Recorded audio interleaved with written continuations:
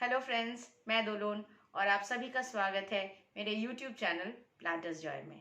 आज के एपिसोड में हम ऐसी 5 मिस्टेक्स डिस्कस करेंगे जो यूजुअली हम अपने गार्डन में करते रहते हैं।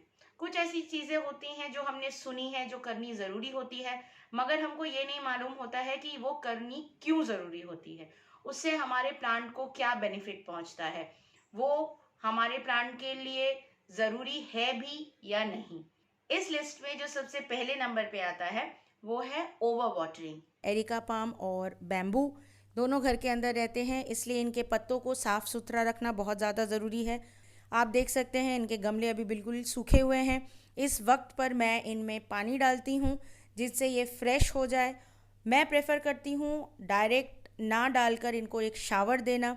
आप डायरेक्ट भी डाल सकते हैं, मगर पत्ते ज़रूर से धोएं।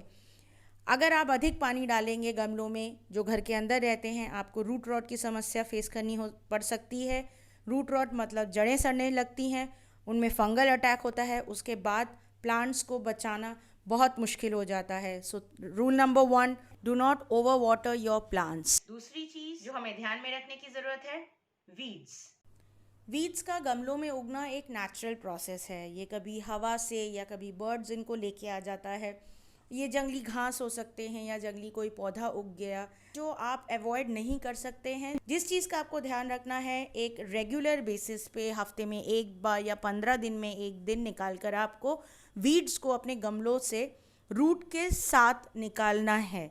अगर इसका रूट रह गया गमले में, दोबारा वहीं से ग्रोथ होगी। तो अगर आप देखते हैं आपने जब हाथ से खींचा है वो रूट के साथ नहीं निकला है, तो आप कोई खुरपी का भी इस्तेमाल कर सकते हैं, मगर आपको रूट समेत वीड को गमले से या मिट्टी से निकालना बहुत ज़्यादा ज़रूरी है। ये डायरेक्टली आपके प्लांट हेल्थ पर इफ़ेक्ट करता है। ये इतनी जल्दी न्यूट्रिएंट एक्सट्रैक्ट करता है कि आपका प्लांट धीरे धीरे मुरझा जाता है, उसको रिक्वायर्ड न्यूट्रिशन, रिक्वायर्ड फूड उसको नहीं मिलता है। वो डायरेक्टली आपके प्लांट की हेल्थ को अफेक्ट करता है। लॉजिक वही है, बच्चा बढ़ रहा है, उसको ज़्यादा खाने की ज़रूरत है, ज़्यादा मिनरल्स न्यूट्रिएंट्स की ज़रूरत है। वीट भी बहुत जल्दी बढ़ता है। तो आप देखेंगे अगर आपके गमले में वीड्स बढ़ गए हैं तो आपका पौधा या तो उसकी ग्रोथ स्टंटेड हो गई है, रुक गई है, या फिर उसकी पत्ते झड़ गए हैं या येलो हो रहे हैं। सो इसलिए very important, keep your pots weed free. तीसरे नंबर पे आता है टिलिंग ऑफ सॉइल या गमलों की गुड़ाई। कब करनी है, कैसे करनी है, जरूरी भी है या नहीं। गुड़ाई के बारे में मेजर 4 चीज़ें जानना बहुत ज़रूरी है। कब, क्यों, कैसे और कितना। कब गुड़ाई करें? जब गमले की मिट्टी बिल्कुल सूखी हो। उंगली लगाकर चेक कीजिए, अगर आपकी उंगली से मिट्टी नहीं चिपक रही है, वो सूख गई है, आप उस वक्त पर ही गुड़ाई कीजिए, क्योंकि गीली मिट्टी के साथ रूट्स के डैमेज होने के चांसेस बहुत बढ़ जाते हैं। क्यों करें? उसके 3 मेजर रीज़न हैं। एक, जब हम वीड क्लियर करते हैं, हम खींच कर निकालें। उससे अगर रूट्स ना निकले, इससे बेहतर है हम किसी खुरपी के इस्तेमाल से हल्के हाथ से हम मिट्टी को पलट दें और वीड रूट के साथ आप बाहर आसानी से निकाल सकें। दूसरा, अगर हम फर्टिलाइज़ करते हैं उससे पहले हम मिट्टी को थोड़ा गुड़ाई करते हैं, जिससे कि न्यूट्रिशन पौधे में जल्दी पहुँचे। पहले आप ड्राई कंपोस्ट को मिट्टी में डालिए, उसके बाद मिट्टी की गुड़ाई कीजिए, उसके बाद आप उसमें पानी डाल दीजिए। अगर आप लिक्विड फर्टिलाइज़र यूज़ कर रहे हैं तो पहले गुड़ाई कीजिए, लिक्विड फर्टिलाइज़र का इस्तेमाल कीजिए और उसके बाद पौधे को आप छोड़ दीजिए। तीसरी चीज़ हम क्यों करते हैं? हम एयरेशन के प्रोसेस को बढ़ाने के लिए हम गुड़ाई करते हैं। एयरेशन का प्रोसेस होता है, जब आप गुड़ाई कर रहे हैं तो मिट्टी के जड़ों तक सूरज की किरणें, हवा, पानी ज़्यादा से ज़्यादा पहुंचता है। अब बात करते हैं गुड़ाई कैसे करनी चाहिए। गुड़ाई आप गमले से सट कर कीजिए, पौधे से दूर। आप जितना पौधे के पास गुड़ाई करेंगे उतना ही मेन रूट सिस्टम को डैमेज होने के चांसेस होते हैं। आप देखेंगे जो एरियल रूट्स वो उस वक्त पे कट के बाहर आ जाएंगे, आप उनको हाथ से निकाल दीजिए। कोई लम्स तैयार होता है, आप उसको हाथ से तोड़ दीजिए।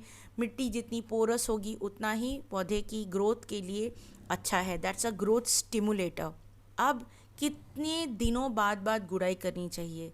मैं गुड़ाई करती हूँ अपने पौधों के न्यूट्रिशन के लिए, इसलिए मैं महीने में एक बार गुड़ाई करती हूँ। जब मैं अपने पौधों में फर्टिलाइज़र डालती हूँ तो गुड़ाई हर 2-3 रोज़ में मत कीजिए, इतना फ्रीक्वेंटली मत कीजिए। महीने में एक बार जब आप पौधे में फर्टिलाइज कर रहे हैं तब कीजिए। चौथी चीज, करेक्ट साइज के प्लांटर्स, कंटेनर्स, पॉट्स चूज करना। नर्सरी से नया पौधा लाने के साथ साथ ही आप उसको रिपोर्ट मत कीजिए, आप उसको थोड़ा टाइम दीजिए, आपके हिसाब से, आपके एटमॉस्फेयर के हिसाब से, आपके स्केड्यूल के हिसाब से एडजस्ट करने में। हो सकता है नर्सरी वाला सुबह 6 बजे पानी देता हो, आप शाम के 6 बजे पानी दे रहे हैं। जितना सूरज उसको नर्सरी में मिलता था उससे कहीं ज़्यादा लाइट उसको आपके घर पे मिल रहा है, इसलिए आप प्लांट को थोड़ा टाइम दे टू एडजस्ट। दूसरी चीज़, आप कोई फ्लावरिंग प्लांट लेके आते हैं, आप उसको घर पे लाने के साथ ही आप उसको रिपोर्ट कर देते हैं। प्लांट डिस्ट्रेस से बाहर आने के लिए सारे बड्स झड़ा देता है, काफ़ी पत्ते येलो होके झड़ जाते हैं।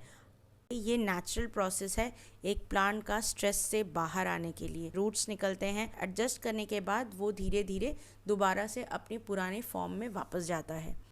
तीसरी चीज़ का आप ध्यान रखिए, जब आप गमले से या ग्रो बैग से पौधे को बड़े गमले में डालते हैं तो बहुत ज़्यादा साइज़ डिफरेंस वाले गमलों में आप उसको शिफ्ट मत कीजिए। अगर वो 4 इंच के पॉट में है या ग्रो बैग में है तो आप उसको मैक्सिमम 8 इंच का गमला दीजिए, पॉट दीजिए, 12 इंच का नहीं। क्योंकि अगर आप उसको ज़्यादा बड़ा गमला दे देते हैं, उसको लगता है मुझे स्पेस मिल गया है, वो खुलकर बड़ा होता है, वो अपनी ग्रोथ पे ज़्यादा कंसंट्रेट करता है, फ्लावरिंग पे नहीं। फ्लावरिंग प्लांट में आप वेजिटेशन ग्रोथ देखेंगे, बड्स नहीं आएंगे। अगर ऑर्नामेंटल प्लांट है तो आप उसमें देखेंगे कि वो लंबा हो रहा है, वर्टिकल ग्रोथ हो रही है, हॉरिजॉन्टल ग्रोथ उसकी नहीं हो रही है। इसके बाद आता है मटेरियल ऑफ द पॉट। मेरा ओपन टेरेस है, मिट्टी के गमले मैं प्रेफर करती हूँ क्योंकि मिट्टी के गमले पौधों का टेम्परेचर कम रखने में मदद करते हैं। हैविंग सेड दैट, मैंने अपने पिछले वीडियो में ये भी बताया था, अगर आप रेंटेड अपार्टमेंट में रहते हैं, आप हाई राइज में रहते हैं, आप ज़्यादा वेट अपने बालकनी में ऐड नहीं कर सकते हैं तो आप आराम से ग्रो बैग चूज़ कीजिए, प्लास्टिक के पॉट्स चूज़ कीजिए। Kindly check the drainage hole, ये बहुत ज़रूरी एक पॉइंट है जो यूजुअली हम लोग ओवरसी कर जाते हैं। उसके बाद पानी रह जाता है प्लास्टिक के कंटेनर्स में और रूट रॉट आपको फेस करना पड़ सकता है। Give the plant some time to adjust to your atmosphere, to your schedule before your repot. Choose the size which is in proportionate to your plant. ज़्यादा बड़ा पॉट मत चूज़ कीजिए, ज़्यादा स्पेस नहीं चाहिए। और पांचवी चीज, सन एक्सपोजर या रेन एक्सपोजर कितना ज़रूरी है प्लांट्स के लिए। Sunlight is very important for plant, so is rain.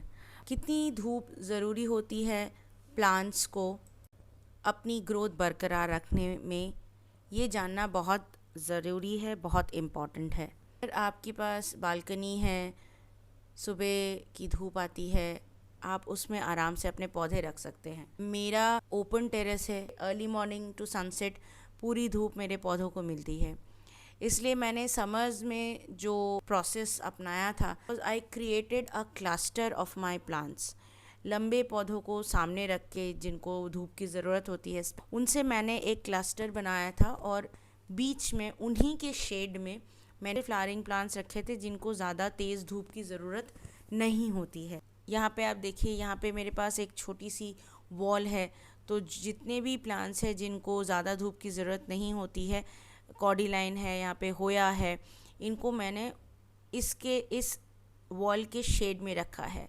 यहाँ पे दूसरा मैंने क्लस्टर तैयार किया है, यह मोशंडा है, ये ड्रेसिना है, यहाँ पे इनको मैंने शेड एक क्लस्टर तैयार किया है। डायरेक्ट सनलाइट इन पे पड़ती है, मगर इस क्लस्टर के लिए जो बेनिफिट मिलता है वो है डायरेक्ट मिट्टी में, गमलों में धूप नहीं पड़ती है और मॉइस्चर बरकरार रहता है। अगर आपके पॉट्स के नीचे प्लेट रखते हैं या कोई ट्रे रखते हैं, बारिश के मौसम में आप उन सारे ट्रेस को हटा दीजिए, ड्रेनेज होल क्लियर कर दीजिए, मॉनसून से पहले बहुत ज़रूरी है कि आप सारे पॉट्स के ड्रेनेज होल चेक करें, जिससे आपके गमलों में पानी बिल्कुल भी खड़ा ना हो।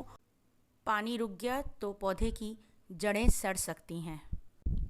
जिन पौधों को हम गमलों में कंट्रोल्ड ग्रोथ अरेंजमेंट में बड़ा करते हैं, उनको बहुत केयर की ज़रूरत होती है। कोई भी चीज़ अधिक मात्रा में, चाहे वो सूरज की रोशनी हो या बारिश का पानी हो, आपके पौधों को नुकसान पहुंचा सकता है। So friends, whenever you get a new plant, always read about them, know about their requirements so that you can give them the care they need and you don't end up losing them. I hope आज का video आप सभी को पसंद आया होगा। आज के लिए इतना ही। Kindly subscribe to my channel, press the bell icon and leave a comment. नमस्कार।